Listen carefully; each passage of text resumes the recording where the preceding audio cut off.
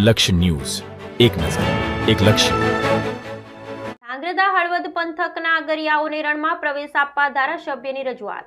અગરિયાઓને પરંપરાગત હક માટે વન પર્યાવરણ મંત્રીને લેખિત રજૂઆત કરાઈ. સુરેન્દ્રનગર, ધાંગધ્રા, હળવદ અને પાટડી સહિતના પંથકમાં આવેલા કચ્છના નાના રણ વિસ્તારમાં છેલ્લા કેટલાક વર્ષોથી અગરિયાઓ પરંપરાગત મીઠું પકવવાના વ્યવસાય કરી ગુજરાન ચલાવે છે.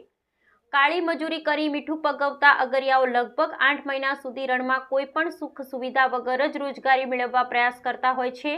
ત્યારે કચ્છનું નાનું રણ અભયારણ્ય વિસ્તાર હોવાથી પરંપરાગત અગરિયાઓને રણમાં પ્રવેશ આપવામાં આવતો નથી, જેથી તેઓની પાસે રોજગારીનો અન્ય કોઈ વિકલ્પ નહીં હોવાને લીધે પરિવાર આર્થિક ભીસમાં સારી પડી છે.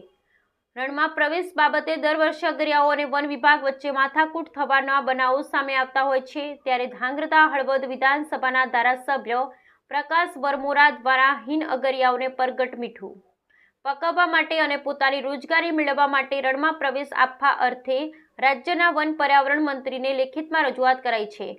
ધારાસભ્યને જણાવ્યું છે કે અગરિયાઓએ સિઝનને હવે માત્ર 2 મહિના જેટલો સમય રહ્યો અને આ 2 મહિના બાદ જો વન વિભાગ દ્વારા અગરિયાઓને રણમાં પ્રવેશ આપવામાં નહીં આવે તો શરૂઆતની સિઝન નિષ્ફળ જાય તેમ છે, જે અંગે ચિંતિત ધારાસભ્ય દ્વારા વન પર્યાવરણ મંત્રીને અગરિયાઓને રણમાં પ્રવેશ આપવા ભલામણ સાથેની લેખિત રજૂઆત કરાઈ. Bureau report Brijesh Trivedi, Surendranagar.